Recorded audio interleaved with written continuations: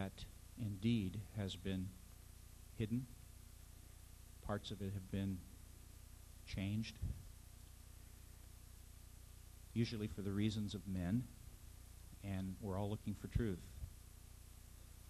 And indeed, after we look at all the evidence that's going to be presented this morning, if indeed Jesus did survive the cross, does this really take anything away from him? I don't think so. I don't. I think it actually adds knowing the truth about the man and what he brought to the world. I think is enhanced. Nothing is taken away. And I hope that we'll all look at this next combined presentation in that light. Wendelle Stevens. I don't have words really to tell people about Wendelle Stevens. I think that he is the greatest single asset that we have in this UFO and paranormal community.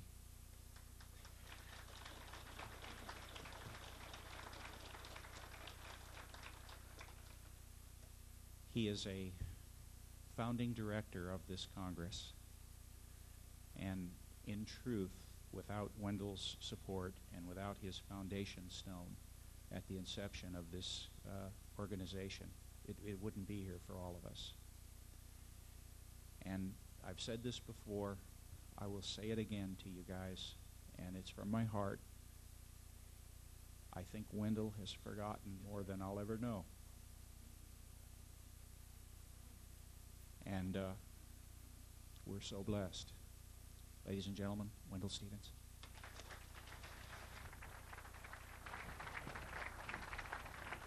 Thank you, Bob. Thank you, folks. It's nice to see so many of you back again. I'm going to show you this book first. This just came out. It's an English translation of Guido Moosbrugger's second book. It's on the table back there. Michael Whalen has them. Michael Whalen is one of the members of the U.S. FIGU, and they're putting this out. So get that out of the way now. I'm not going to use a script this morning. I'm going to tell you about some things that happened to us that assured our credibility, mine at least, of the case, because I started out like everybody else. If the pictures are too good to be true, is this really happening? And you know, I speak on other aspects of the UFO phenomena around the country, and frequently I get a question almost every time. A question, do you really believe in this Meier case? And I'm here to tell you that I really do believe in it. And I was as much of a skeptic as anybody to begin with, because that's my business. I'm not a skeptical advocate, but I had my problems. Now let me characterize Mr. Meier for you as I understood him. When I first got there, and met Mr. Meier, I sat down in his kitchen. They welcomed us right in, and I sat down in the kitchen across the table from him. And I went there with Ilse von Jacobi. She was a German-English translator. She was a multilingual journalist in Germany. Wrote for Blick magazine and Il Tempo in Italy and several others. And she had gone to visit Mr. Meier from Karl Weiz's organization, UFO Nachrichten. That means UFO News, published out of Wiesbaden, Germany. She was also a key member of that group. And the one before her, the only other UFO investigator before her, was Lou Zinstad, who was a niece of Carl Jung. She was one of the first UFO researchers and investigators in Europe. She had one of the first UFO groups. She published the first UFO journal in any language in Europe, and it was published in German out of Basel. She was Carl Jung's niece, and he used her as a sounding board for his own examinations of the UFO phenomena. And she had a lot of consultation with him. And she told me one time, sitting in her apartment there in Basel, she said, you know, he was working with, since he had a younger sister, was a voice channel that he communicated with regularly, the discarnate voice through his younger sister, from which he developed many of his ideas. Now, I never knew that before, and I don't think the world knows much about that.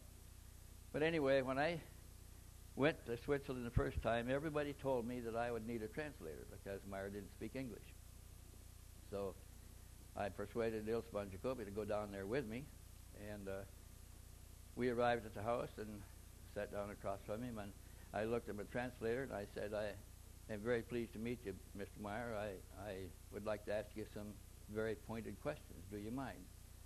He says, if you speak slowly, and he says, no, I don't mind. And if you speak slowly, I can understand.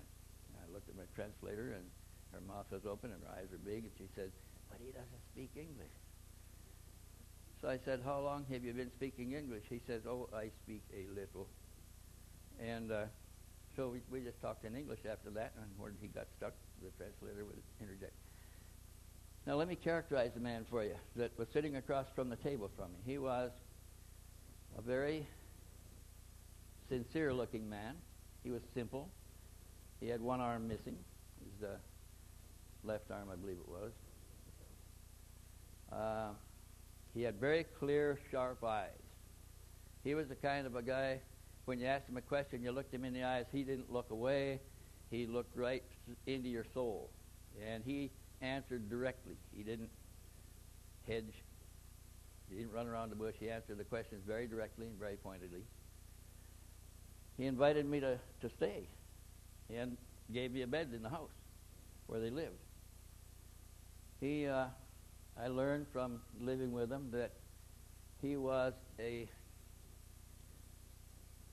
kind of a fellow that a lie was a great sin to him. He would take a beating or to anything to avoid a lie. He always told the truth. He answered directly. He never looked away. He was never devious in any respect. He told me that he considered himself an anti-materialist. And I saw that in practice because he never carried any money with him. Other people carried the money, but he didn't like to touch money, for one thing. He didn't like possessions. He didn't own anything but his little moped that he had gotten from somebody else. I think it had been given to him. And he was very direct in answering everything. He wasn't devious in any way. So we became pretty close personal friends, and because of our close association and working together, we learned to communicate pretty well. He learned a lot more English than I ever learned German. But he was a very practical man. He was the kind of guy that was busy all the time. If you weren't with him when he was busy, you didn't get to talk to him. If he was, well, for example, I got up one morning, had coffee, and I was trying to talk to him. He motioned for me to come on. We went out and got on a wagon, a farm wagon. Went down to some farm where some farmer had donated a load of manure for their garden. And he got off, and here's this guy with one arm could pitch a full pitchfork full of manure onto the wagon, and he pitched it off again along with the other men that were using two arms, and I was using two arms. And as a kind of aside from that, when Shirley MacLaine went to visit him, he wasn't particularly impressed by anybody. And she was trying to talk to him, and he'd get up and go to do things that he had to do and then come back and talk for a bit and then do something else, and she was getting pretty exasperated. And she wanted a whole day with him, and the next morning they got up, they're getting ready to go to work. It was very similar to my experience. And she's trying to talk to him, and the men start going out. He says, I've got to go. You may come if you like. So she went with him, and they got on the same wagon and went and hauled another load of manure, and Shirley MacLaine pitched it on and off along with everybody else. And when he saw that, he started talking to her. Then he would sit down and talk to her in the evening after all the work was done, and they had dinner and everything, and she talked to him quite a bit at length. Now, Shirley MacLaine is probably the world's expert on extraterrestrial visits from the Pleiades. She has been to every Pleiadian contactee, and each of the Pleiadian contacts is different from the others. They're not all coming from the same place. But she has been to all, there's about 9, and she's been to them all and spent days with them getting their story and their information. So when she heard that this case involved Pleiadians, she immediately wanted to go look him in the eye. She bought our tickets. We went over with her. And she lived with him also in the house for a week and talked to him while they were working and talked to him in the evenings when everything else was settled.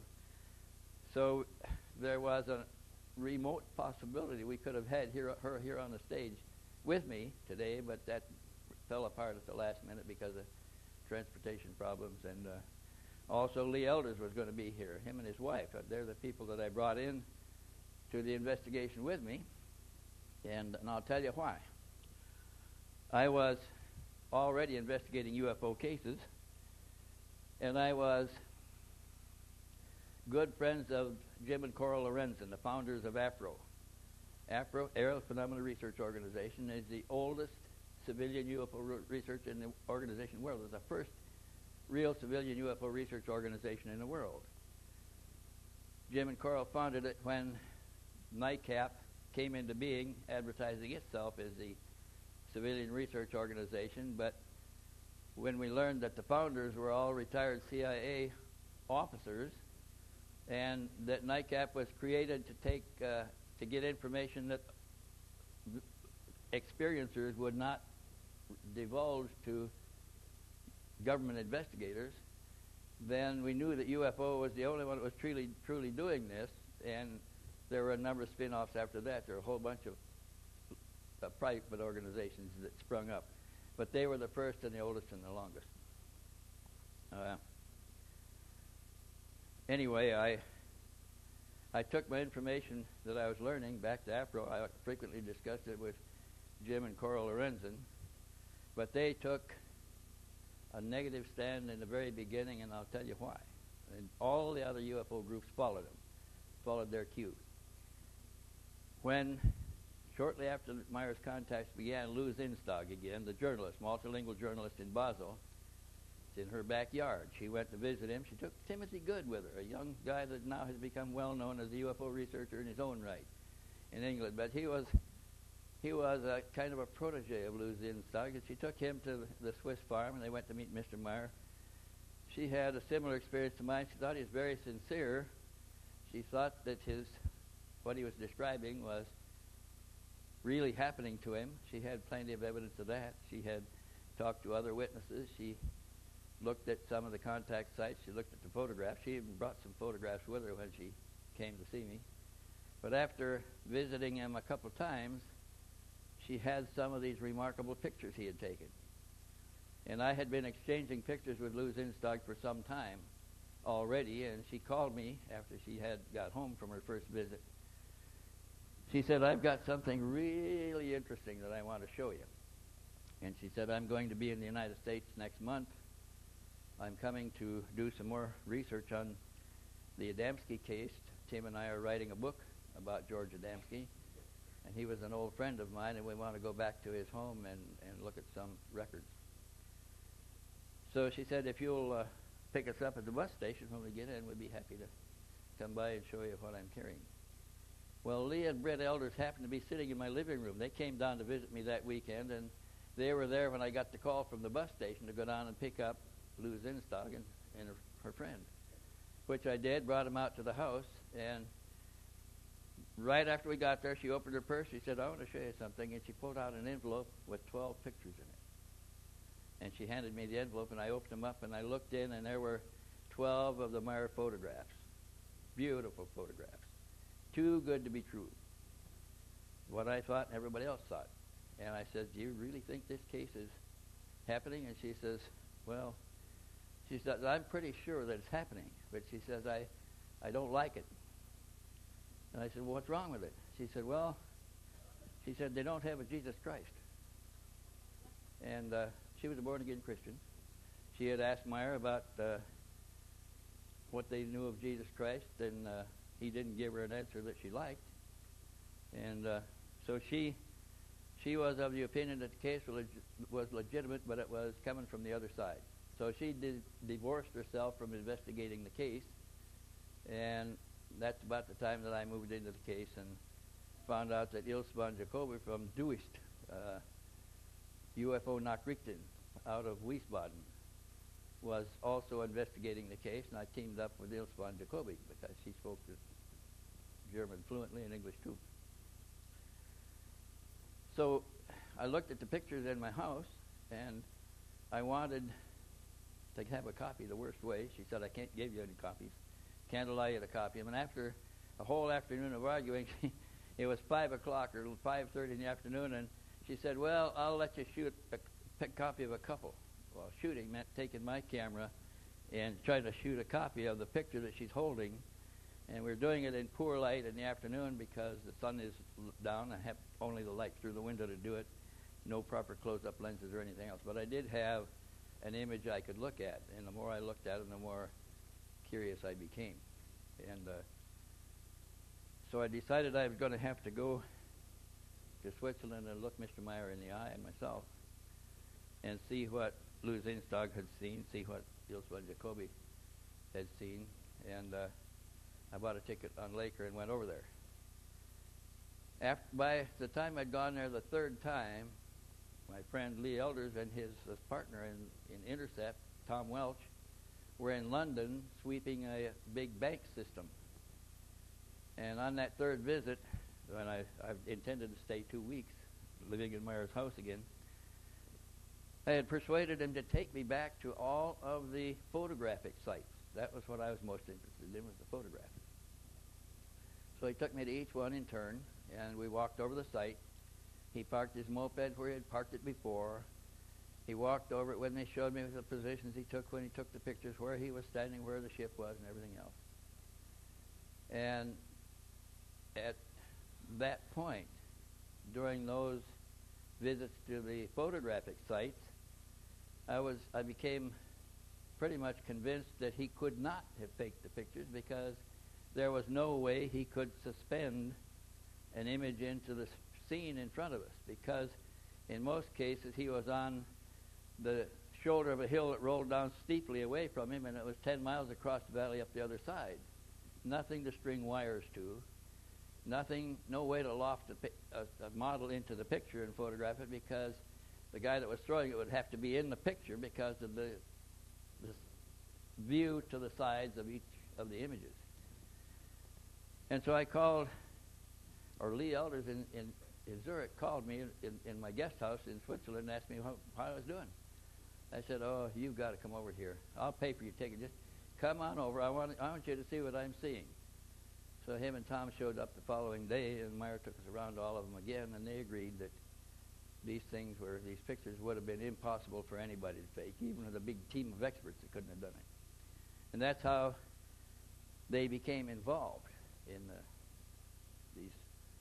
the investigation with me. Now, there was another thing. Afro was interested in what I was doing, but when Lou Zinstag came into town, she had called me and made arrangements with me. I picked her up at the railroad station, at the bus station, brought her to my house. She said, I'd like to make a courtesy call on Jim and Coral Lorenz, and I correspond with them regularly. I said, fine, let's call them and invite them to dinner. And we'll go down to someplace down your hotel and have a nice dinner. So we did, and they accepted in the afternoon. And then at 6 o'clock, when we were going to meet at the restaurant, and Jim and Coral were going to meet us there too, Jim showed up alone. And he said, Coral's not feeling too well. She's not going to come. So we went in and sat down at the table, and we were starting to order our dinner when the phone rang, and the waiter brought the telephone to Lorenzen and handed it to him. He listened for a few minutes. He says, I'm going to have to go. The dog is sick. And I knew, because I'd known him for some time, that this was Coral's order for him to get home immediately. She was a heavy drinker, and by 5 or 6 o'clock in the afternoon, she was fairly intoxicated, and that was she was always threatening Jim to do something to the dog if he left her sight during those times, because she wanted him there. So he left, and he never did get to hear about the Meier case at all. He left before the conversation even got started. He never saw the pictures or anything. And they left the next day to go on to Vista, California, to Adamski's old home to continue their investigation. And I took the 4 copies that I had shot with the images small in the middle of my picture, showed them to them and told them what they said about it. They said, well, keep us informed. So I did, but the next day when Coral saw the pictures and heard about the case, she took the position that I had stole APRO's case. That they considered me a member of APRO, but I've never been a member of any UFO organization because I never felt like I agreed entirely with what they were doing or what they thought. There was a lot of backbiting going on. I didn't like that. So even though the Lorenzens tried to give me membership cards a number of times, I always returned them, and most of the others that I received.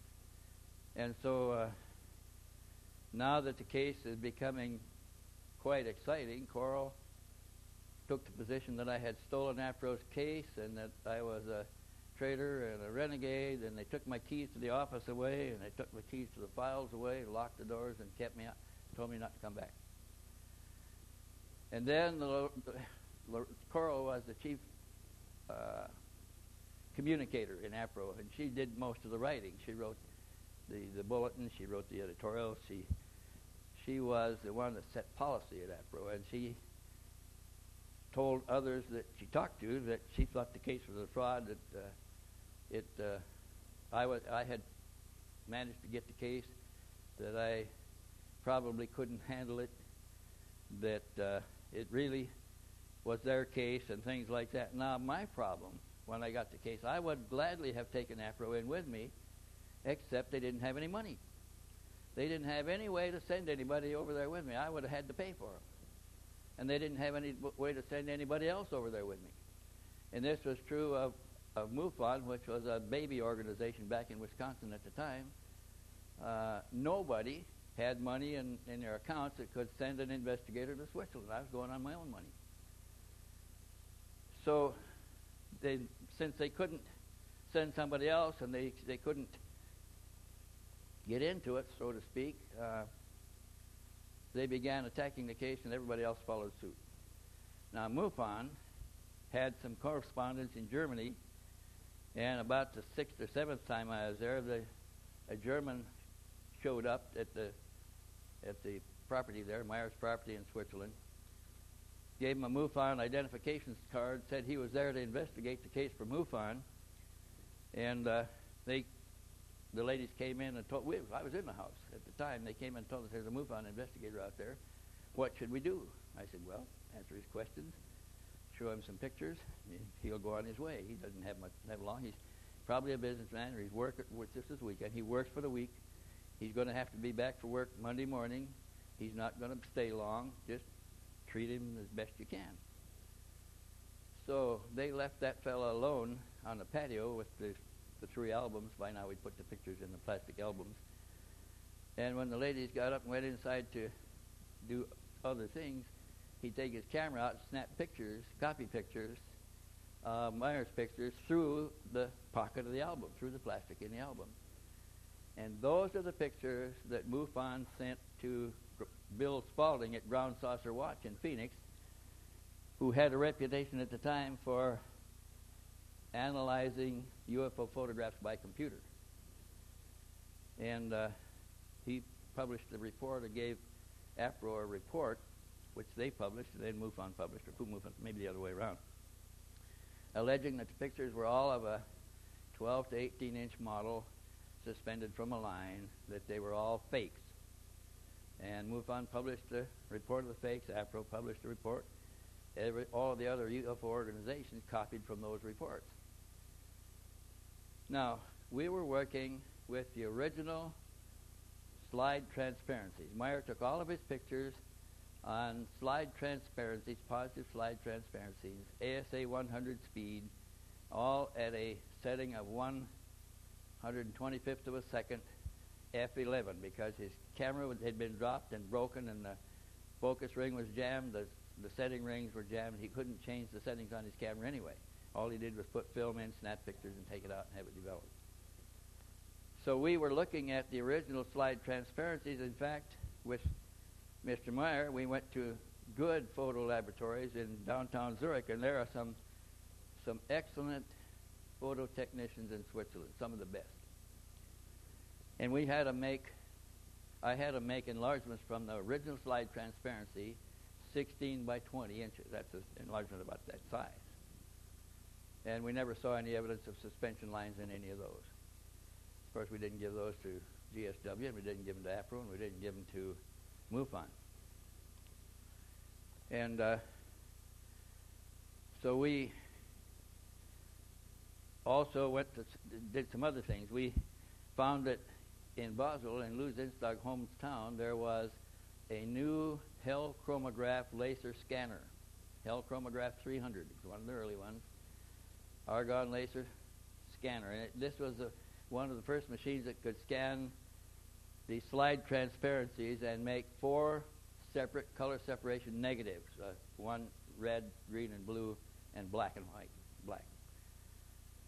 And we took one of the slides there and let them color separate it into plates to print posters, 18 by 24 inch posters.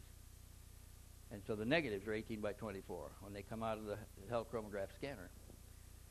And the posters were printed back at 200 dots per inch, which is normal poster size, but it's still like a newspaper picture. It's a bunch of dots run together. But I'm going to come up to that a little later. Let me show you some slides here. If you'll turn the slides on for me. Can I carry this? It's a remote. I can carry it around. Okay. And I'll kind of take some cues from this as we go. If you want to bring the lights down a little bit so they can see. This first picture is of Mr. Meier. Can you adjust the camera back there so the bottom comes down a little? We can see the top. There are going to be other slides with. Yeah.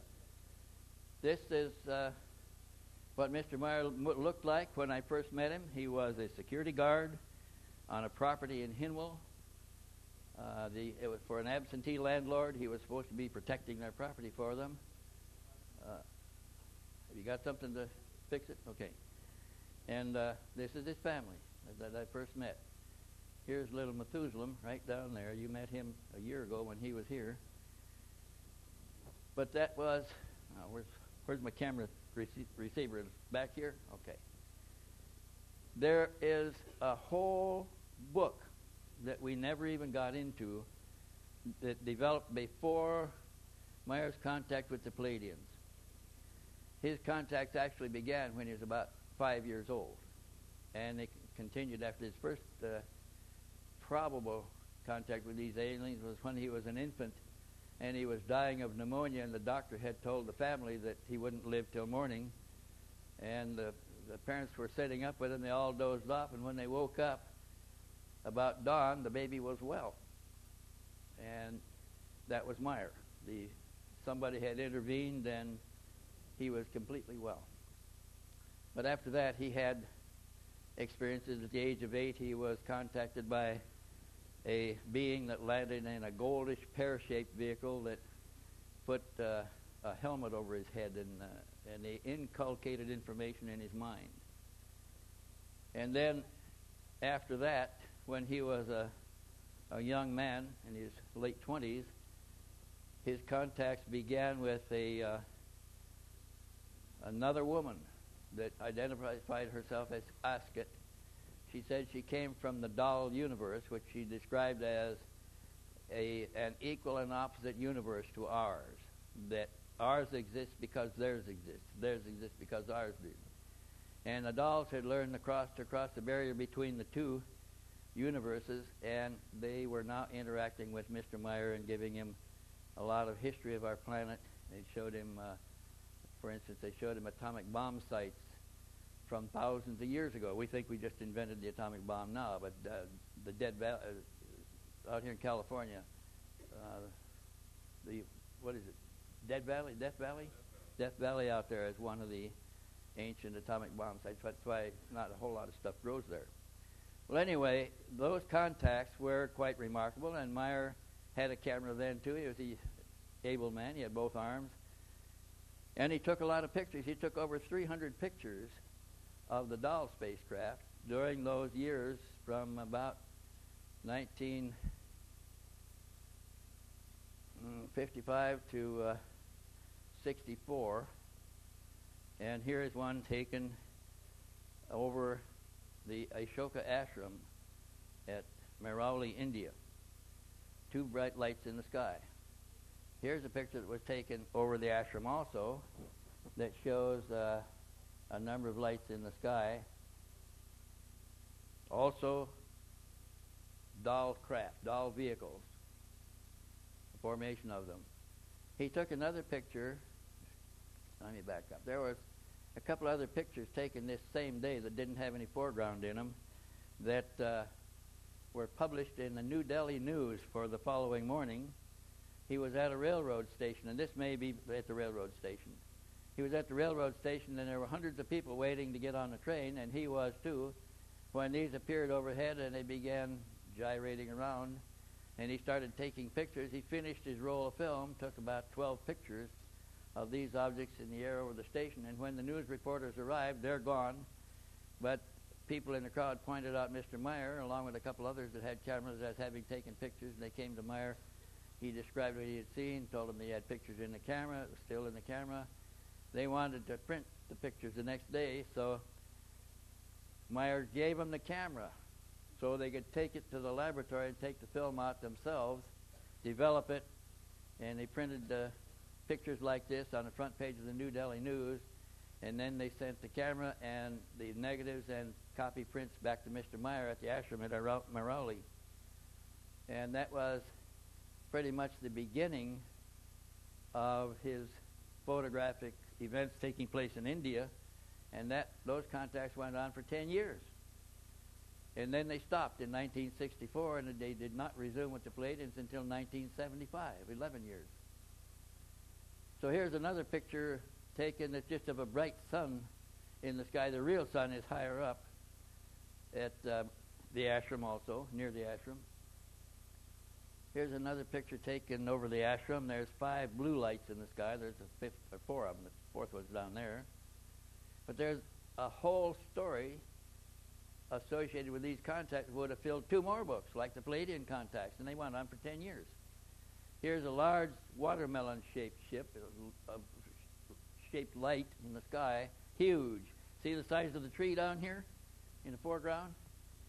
And this light is in the sky over it. Meier snapped that one. Next. Oh, okay.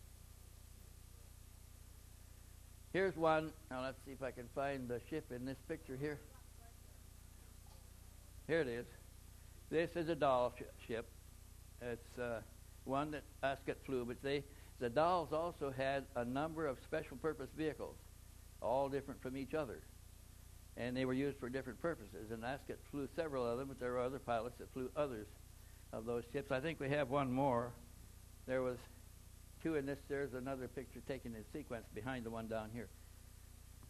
Then we had this picture, again, like the one over the railroad station, but this is over the Ashoka Ashram in India. And here's another picture. Now this is a tower, a building at the ashram, Mehrauli ashram, and the object, this is Samyasi's ship, and she's in it at this point. And she is in touch with Meier on the ground, and it's flying from right to left through the scene. And here's the next picture in the sequence. Down there, it swooped down and was going up. Now, we were going to have Phobal Chang, who is the Cambodian representative to the United Nations, or she was until a couple of years ago when she retired, who was the 10-year-old girl living in the ashram with her grandfather, who was the head of the ashram, and her 8-year-old brother. And they followed Mr. Meier around because he had a monkey that he called Emperor Hanuman. And the monkey could do interesting tricks, and Meier would let the little boy make the monkey do tricks.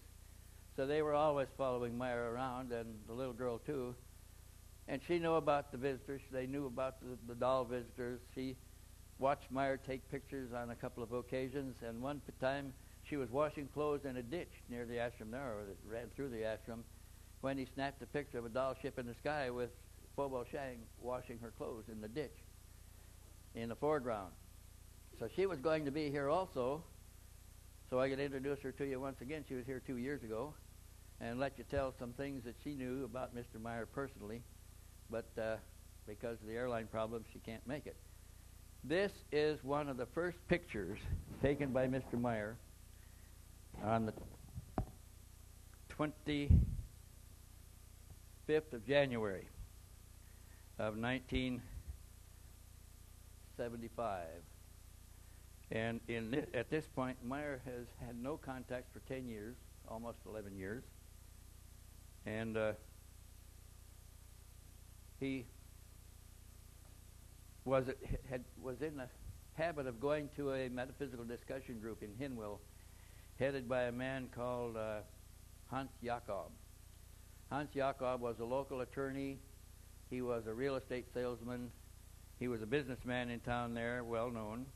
And he was holding discussion groups in his home on Friday evenings, several weeks a month. And Meier had gone to one of those meetings where they were reviewing the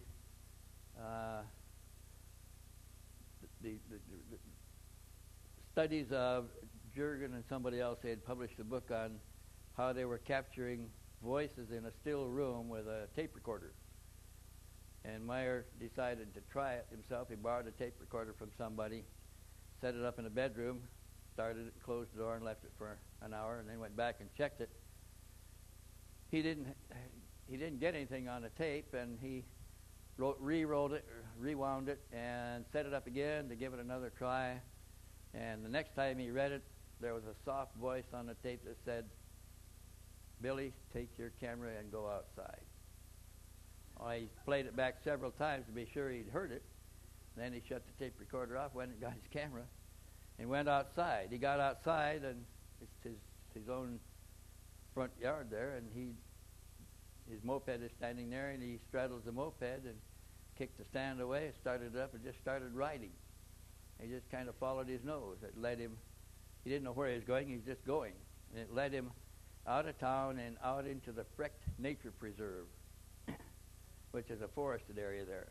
And he stopped the moped, put the kickstand down, and was just sitting there when he heard a humming sound, a humming, swishing sound in the sky. And looking up, he saw a silvery object that came out of a cloud and looped back and went into the cloud again.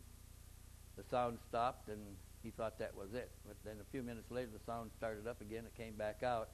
This time it circled back, came in low over the trees, as you see here, and began a landing approach at this point. Here's the second picture. Actually, that's after the landing, and a woman got out and walked towards him. Now, when the ship landed, he was surprised enough, and he was trying to get closer to it. He had taken 3 pictures with his camera, and he was trying to get up closer to get better pictures, and he was running towards the landed ship, and the closer he got, the more force he was running into. He said it felt like wading against a strong current in a river. It was just, the closer he got, the stronger the force got, until he couldn't make any headway against it and just sat down on the ground to see what was going to happen. And at that point, this figure came out from behind the ship and walked up to him. That was Semyasi. And she told him that she was there to give him some information. And she sat down on the grass with him, and she said, "Now, listen very carefully, because what I have to say, we want you to get very accurate, and we want you to publish it." He said, "How will I do that? I have no paper, no pencil, and no recorder." She said, "I'll help you remember." And she told him about the damage to the ionosphere, the destruction of the ionosphere, and told him that we had already lost something like 6% of our ionosphere, and by their projections, in another 10 years, we would lose another 10 or 15%, and it was on an ever-increasing scale, and that this would cause serious problems for life on the planet, and that he should get in touch with his government and make them aware of the problem. And he wondered, how am I going to do that? And she said, "You'll find a way." So anyway, he didn't have anything to record, and he listened to her, and after 20 minutes of discussion with her, she got back in the ship and took off. When he got home, this is after the discussion. She's taken off now. This is about the 5th picture taken at that time, and there's another one here where she has circled around and come back. There's a fire, a lumber truck parked on the scene down here. Another picture showed the lumber truck. And this thing came in close, hovered slowly, and then zoomed off and disappeared. But that was the first experience with the Pleiadians, with Semyasi and her team. And these are the very first pictures taken. That was the first photo sequence. The next photo sequence was taken on at Jacobsburg, Allenburg on the 27th of February. The first one was the 25th of January. That's a month later. And he took some more pictures of what seemed to be the same ship. And there were more contacts. In the meantime, he had several face-to-face meetings with her at rendezvous points on the ground, and he made his contact notes. And then she invited him to take his camera for another demonstration, is what she called it, a flight demonstration.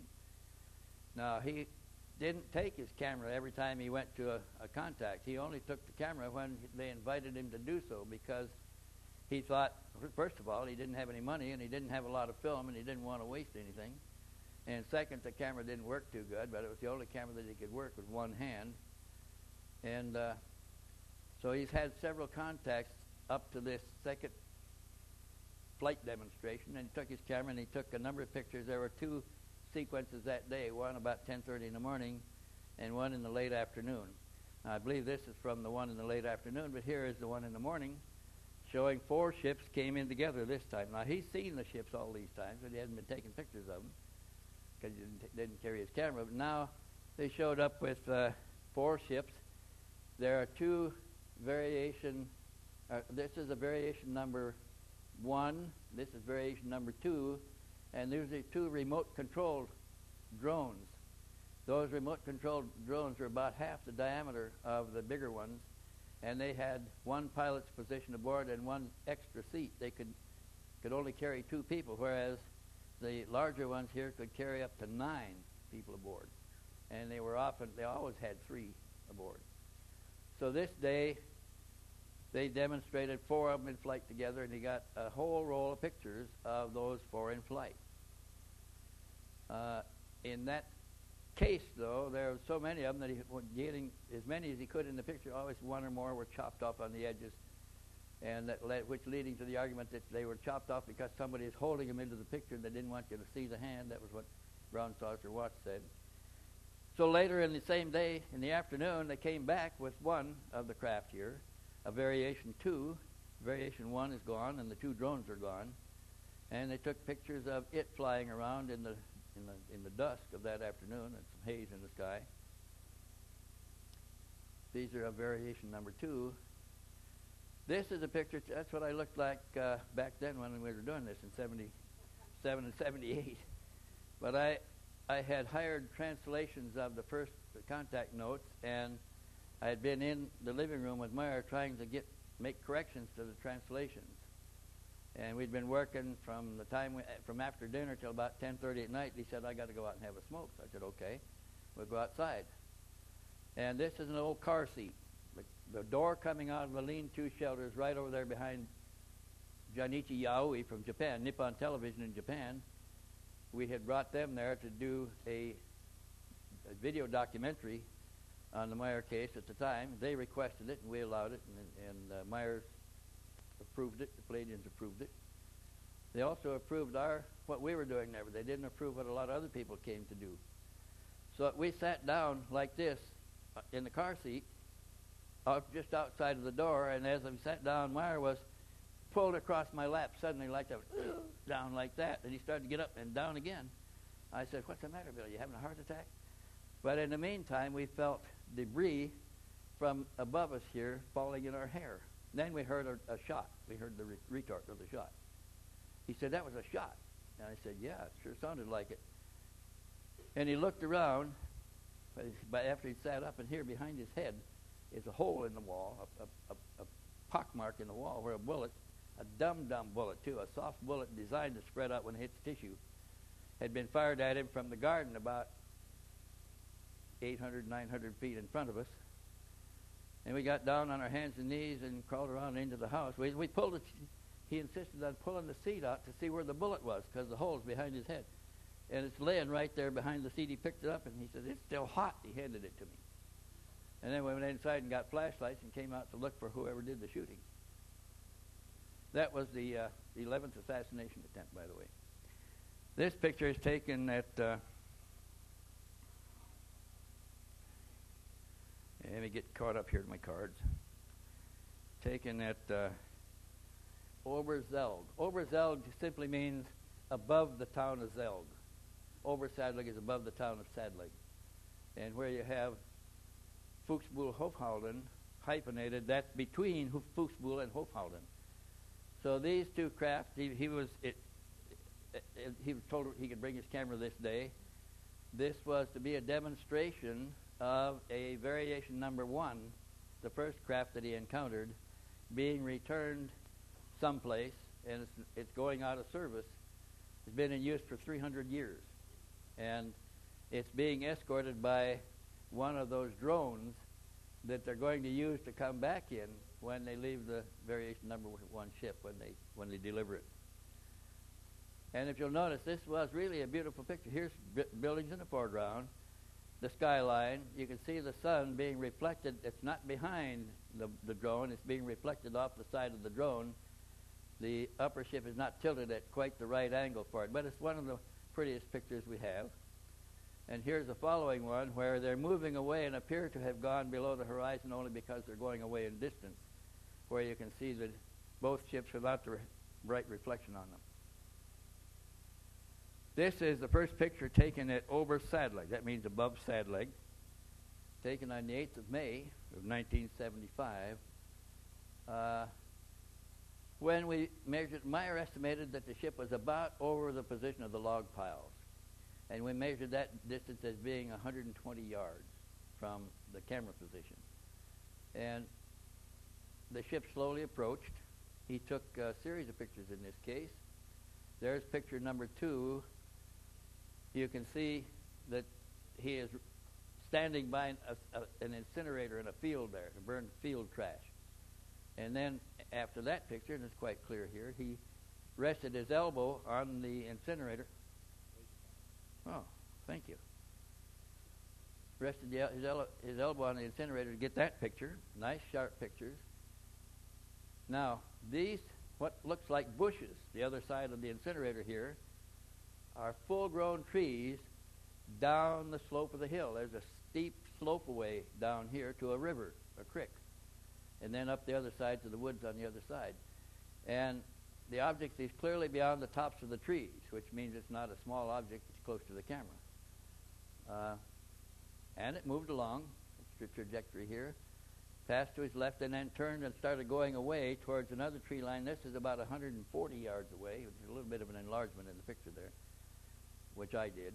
But you can see in this picture what appears to be a band around the top of the cupola. That sometimes that's what he saw. Sometimes it was rectangular windows with rounded corners like in airliners. And sometimes you could barely see where the window stopped and the metal of the ship started. So they were different in almost every picture, meaning that he can't use the same model twice because he'd have to be repainting the windows. And also there were other changes. There was something from the bottom of this, there was a cone that was extended more or less in each of the pictures, in various pictures. And then it turned to the left and moved away across the horizon here. There's another picture of it. These were foreground, flowers in the foreground. You can see that they're out of focus. So this verified the fact that his camera is jammed at infinity, and he can only take pictures beyond 35 feet. Anything inside of 35 feet would have been out of focus. So we know that it's beyond 35 feet. 35 feet is far enough away. If you have an 18-inch model and you put it in a picture, it'll only be the size of a BB here. And this clearly is not a model. And that is pictures of it going away. Probably the last one in that series. Now, this starts a new series, and I'm going to pause here for a minute. And see if I can get to use this little pointer here. The pictures he got in the ashram in India 10 years before this were all in black and white. Now he's using color film. So that's progress of our technology from 64 to 75. So these pictures began here at that slow approach. Here we can see a power tower and a road in the foreground. He's got a video, an 8mm movie camera set up on a tripod running on automatic, filming the same scene that he's photographing with his hand camera as the ship passes and goes along. Now, if you look down here, you'll see that there's a white sandy road running along the side of a field there. And as the ship comes closer, we can see the reflection. Well, it doesn't show too well here. The reflection of the white sandy road down there in the undersurface of the craft at the flange. Now, that couldn't be there if it was a small model near the camera. That has to be a large model some distance from the camera in order for the angle of reflection from the road to the camera to be such that you can see it in the bottom of the ship at all. And we see that in several of the pictures. Maybe you can see it a little better in here, and you can also see the road down there. But these were points that tended to convince us that these pictures couldn't have been faked, that the pictures were real, the events were real. So we wondered what the Pleiadians were telling him, what was going on. And he said that they told him that one of their missions here, and one of the purposes for being here, was that our religions have lost validity over time because of mistranslations and misinterpretations, each writer putting his own spin on what they started with, and then that was spun again by somebody else. And he said that our own religions have lost their original true simplicity by about 80%, and that only about 20% has any relation to validity at all. And this is true not only of the Christian religions, but of other religions as well. So when he revealed this information, all the religions felt themselves under attack. All religions of the world, but not only the religions, but the other isms, communism, socialism, democracy, all of those were bad because they've all been corrupted by men. And the Pleiadians were saying we should be getting back to basics. We should know what we believe and why we believe it. And we shouldn't accept anything dogmatically. We shouldn't accept anything because we're told to believe it, because we need to know for ourselves. And until we learn to distinguish and decide for ourselves, we will not grow up. And their mission was to show us our loss and what we need to recover to get back to basics to proceed with the evolution of our society. And that's basically what the Pleiadian mission was to point out damages that we're inflicting on ourselves by environmental factors that we have accepted. We eat the wrong foods now. We don't eat pure foods anymore. We process it and we do all kinds of things to it. They said that all of these contribute to the shortness of our lifespans. And they said that Earth lifespans were designed to be over 1,000 years. And that we have shortened to less than 10% of that. It's not all deliberate and done by us, because they explained that formerly this planet was surrounded by a vapor envelope, something like we see Mars today, a thick vapor envelope, had a lot of water in it. That's when the seas were shallow marshes. We didn't have oceans at the time. We had shallow seas. And we had vegetation. It was like a big hothouse of vegetation that grew profusely. And we had the gigantic animals because of the free availability of vegetation. And that our planet moved into a cooler region of space just by a couple of degrees, but enough to begin precipitation of the vapor envelope to the surface in the mythical flood. And it raised the oceans 200 and 300 feet and produced what we have today, a water planet with about 40% or 30% of the land surface above water. But they said that when the skies cleared, you find this in the Bible too, and they saw blue skies for the first time, that we were exposed to the harsh rays from a particularly harsh sun that reduced the span of all life on the planet by 80%, 90%. All life had its lifespan reduced by 10%. Now, this is another reason why we are such an attractive point of interest to alien visitors. Often they comment that they are amazed at the extreme variety of life in all species and classes. That this planet is peculiar because of its extreme variety. And others have suggested that the variety comes from the shortened lifespans and the accelerated evolution because of the short lifespans. And this may be true, it may be interesting, but we're probably not going to get those lifespans back soon. Anyway, that was one of the things that they were pointing out. They are also pointing out that we need to learn a better relationship with what they call the creation. They do not have a personified God. They don't have a personified deity.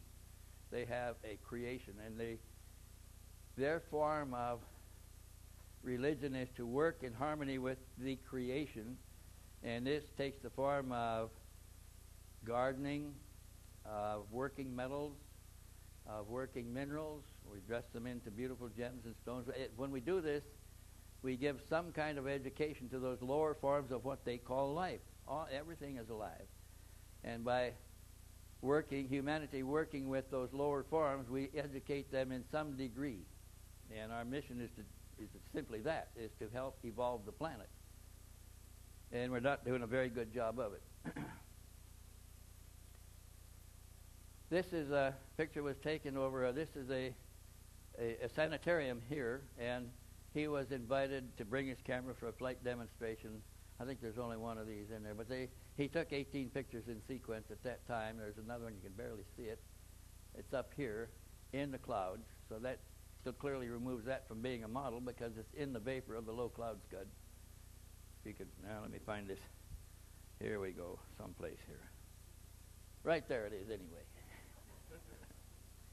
All these modern technology things. Now this is a series of pictures that are taken over, that last one was taken at Winkle Riot, a series of pictures. This one is from the series taken over Bechtel Hornley.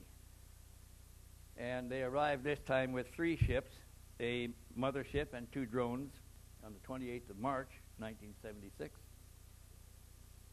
And they slowly moved up the valley. He had his movie camera on a tripod. He had his hand camera, the broken Olympus, which took good pictures, but he couldn't control it. He couldn't make any adjustments on it. And it came slowly up the valley, and they circled back and made another approach, and then the 2 drones were sent on high station. They remained up there, and the smaller craft made slow approaches in front of his camera, passing behind vegetation to show that there were trees and bushes between the camera and the craft. Here's 2 ships. One of the drones is now accompanying the mothership. The second one is above it, out of sight. Here is an interesting one because over here we have the 3rd ship eclipsed by a branch from a local tree that is out of focus. So we know this is inside of 35 feet, and that ship is outside of 35 feet. And the ship is the only thing that's in focus there. Here's another one, shows the 3rd ship approaching an eclipsed position behind a branch. Those 2 pictures were taken in sequence, one right behind the other, as Meier was moving around with his camera, stepping back and forth. Here's another image taken at about that time. This is a particularly clear one. Here, this is out of focus, but you see the detail on the ship is quite clearly in focus. Here's one taken there at Bechtel Hornley, and this is from a print from the original negative. This is the original negative that we took to Basel to the Hell chromatograph and had them laser scan it and printed it into a poster. And when they scanned it and printed it back, here's what we got. Look at the detail on there that comes out. That's all that was done to that. There was no other airbrushing, no retouching, nothing. That is nothing but the original 35 millimeter transparency. Wow, how much? Okay. The original transparency printed back on poster paper at 200 dots per inch. So we would like to have done this with a dozen more pictures, but that cost us something like $700 to do that. And it's our own money, and we don't have any other resource. We don't have anybody to help do this, so we only did the one. And here's a comparison of a print from the original transparency and a view of the poster that was printed up.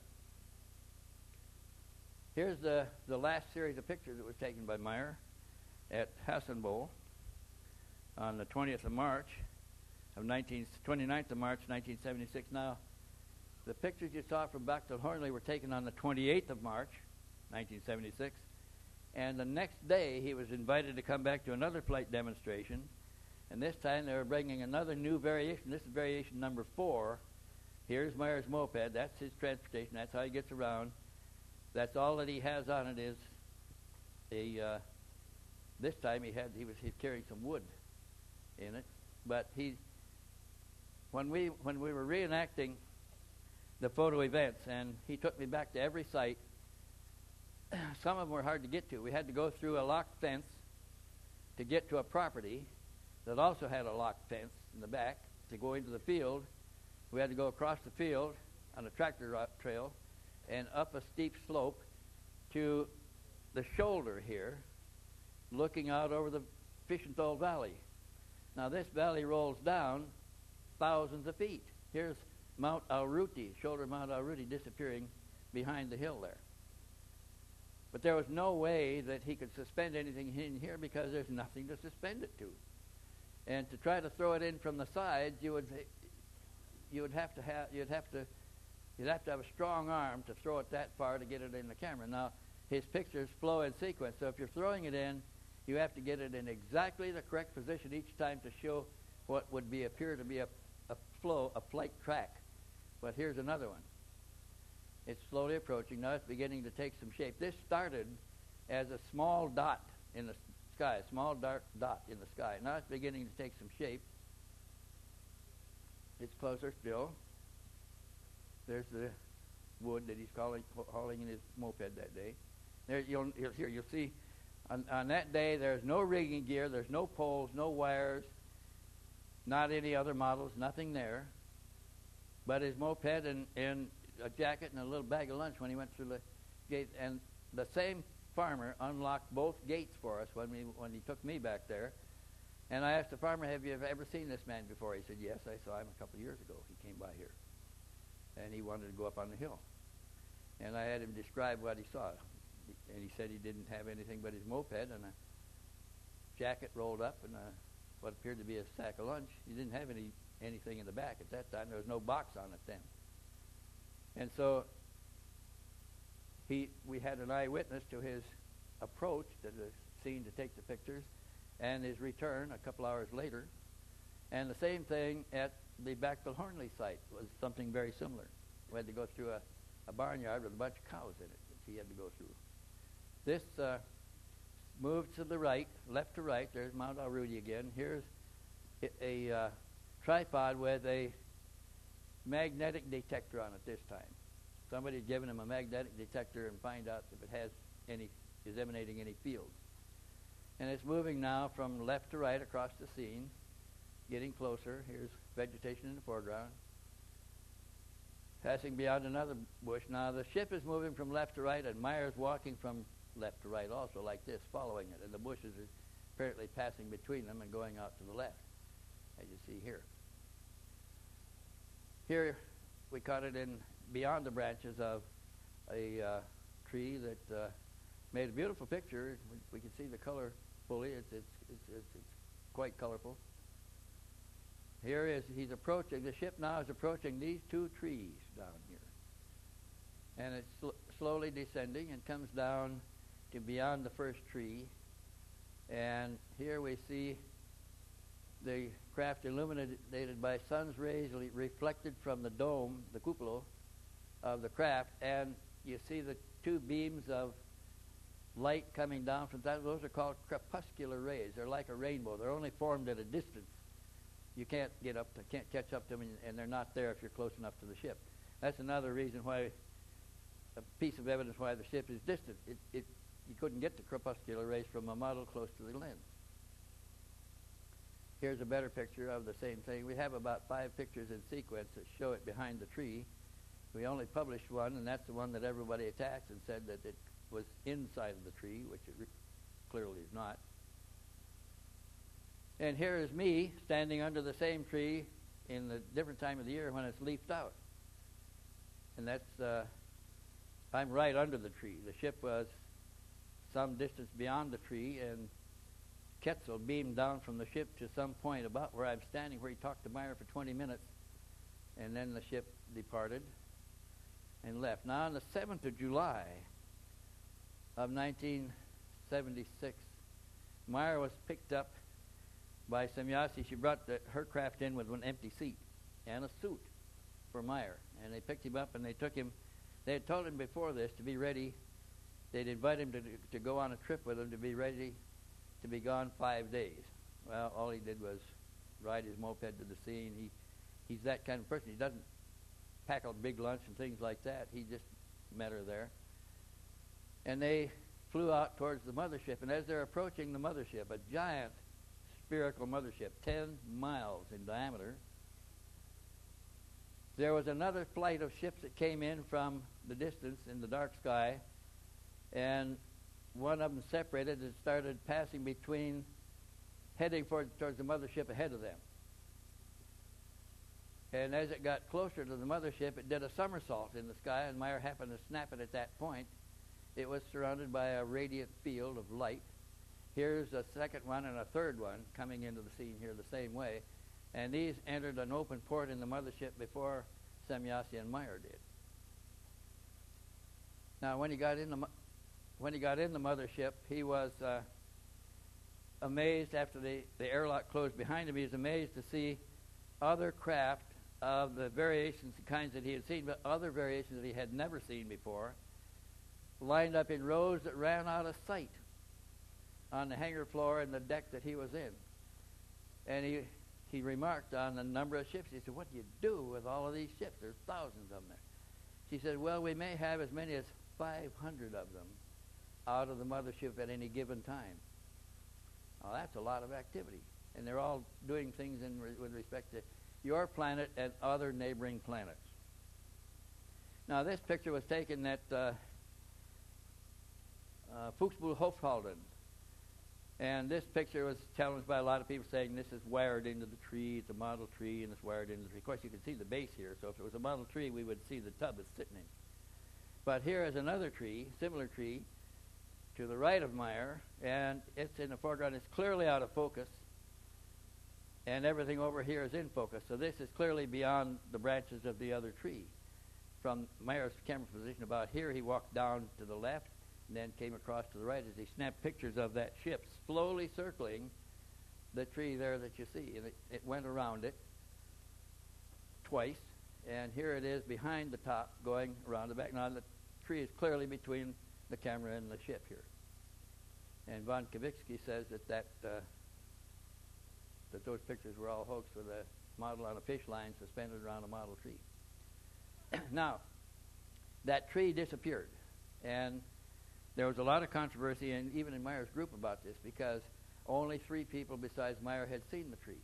Hans Schutzbach and Engelbert Wechter had seen the tree before it disappeared.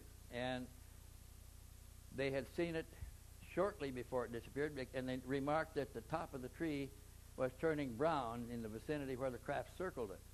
Then the next time they went back to take pictures of it, the tree was gone. And this caused some dissension in Meier's group.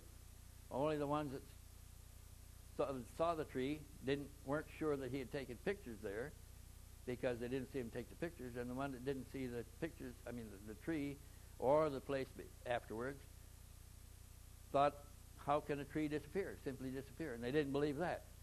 However, there was, down here on the ground, there's a field that slopes down to the water there. That's the Peppiker Sea behind that. And it's a field that a farmer grew some cropping like soybeans or alfalfa or something like that. And he had plowed around the tree for years. And when the tree disappeared, there was no evidence that the tree had ever been there. There was no stump, no roots, no hole in the ground, nothing. It was just gone. And when Meier asked Semjase about what happened to it, she said, we changed its time. And so the tree no longer had any existence there, but the land that the tree stood on is there, and the farmer had been plowing around it for years, and even afterwards you could find the island that he plowed around for a long time. So there was a lot of dissension in Meier's group about disappearing trees. And Semjase finally offered to put on a demonstration of this, so they went out to the Precht Nature Preserve on a Sunday afternoon picnic. Meier took everybody that didn't believe in the tree story. And they prepared a picnic lunch, and they took some garment bags from a laundry, crossed sticks in the bottom and lighted rags dipped in kerosene to get heat, and they made air balloons that they were floating them away. And one of them, with a little bit too much gasoline on the wick, got going higher than they thought it should, and the men started running after it, then the kids, then the women. They thought they knew they had to get it before it landed or could start a fire. When they arrived at the picnic ground, though, however, Meier had been told to have them take pictures. So he told everybody that had cameras, they all brought cameras, to take pictures all around where they were. And after they chased the balloon, even the women left the scene, and when they finally got back, Meier was told to tell them to all take pictures of the same place again. So they all took pictures a second time. And let's see if I can get this in the right order here. There were two trees in the first picture standing here. A bigger one about twice as tall as this one, and you can see that this one was growing away from the taller tree. And the taller tree is now gone, but it's still growing away from it. And when they examined the ground, there's no evidence here that the taller tree ever stood there. Now, all of the dissenting witnesses in Meier's group were there. All those that didn't believe the story of the missing tree now have seen one disappear, or the evidence of it. And here you can see the two trees together. Here's the smaller one. Well, it's gone here too. The bigger tree was back here. And I thought I had the right slide in there, but that's my mistake. You can see that was still leaning it away from where it was, and there's no evidence the other tree grew there. So I was there several times when Meier had contacts, and I was never able to get into contacts, but I was able to go back to him to the contact site within an hour after the contacts took place. In this case, Semjase and Kessel arrived separately in two ships. One landed here and one over there. And Meier came, this was at 2 o'clock in the morning, and Meier was back by 6 o'clock. I was up, and he told me that he just had a contact, and he was going to go back and photograph the site. So I went with him, and he took these pictures. These are typical landing tracks. There were dozens of these that Hans Schutzbach had recorded and photographed, and Meier himself. And the only tracks out of this landing site was right here, where Semjase walked into the woods and stood under the trees and talked to Meier, and then walked back to the ship and got in it. No other tracks in the grass. It's tall grass and wet grass too. They would be there. There were no tracks around that other one. So those that say that Meier made the tracks with devices or a stick or something else would have to explain to me how he could jump into that spot to make the picture jump out again without leaving any tracks. Here's Meier standing there with his camera for trying to take a picture of the same tracks. Now you can see where he's standing. He's trampled the grass down. Here's what a track in the snow in the wintertime looks like.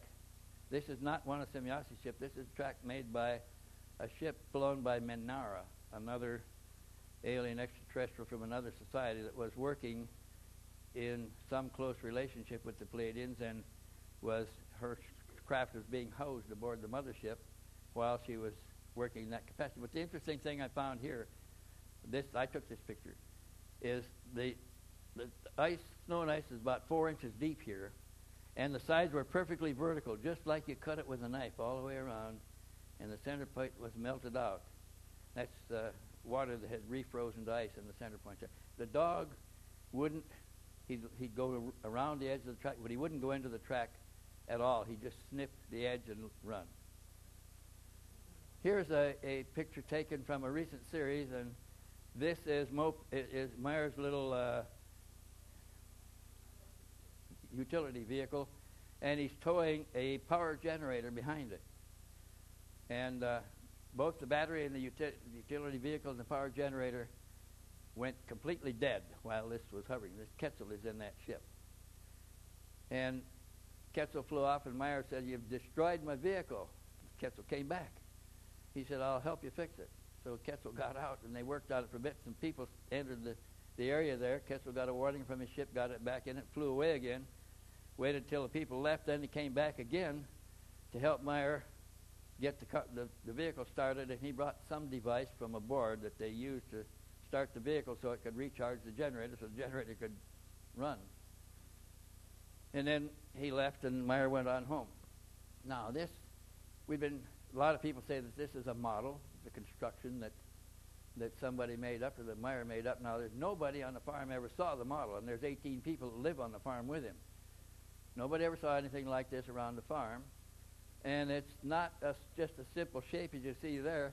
Here's a picture taken at night, if I can get it up here, of the bottom of the craft. Look at how complex it is. And each of these red lights were separately illuminated, and they blinked in different sequences. The bottom glowed as though it was illuminated from an interior, like it was semi-transparent. Also glowed up here. It would be a highly complex model for anybody to construct just to fool somebody with a picture. So that's the slides.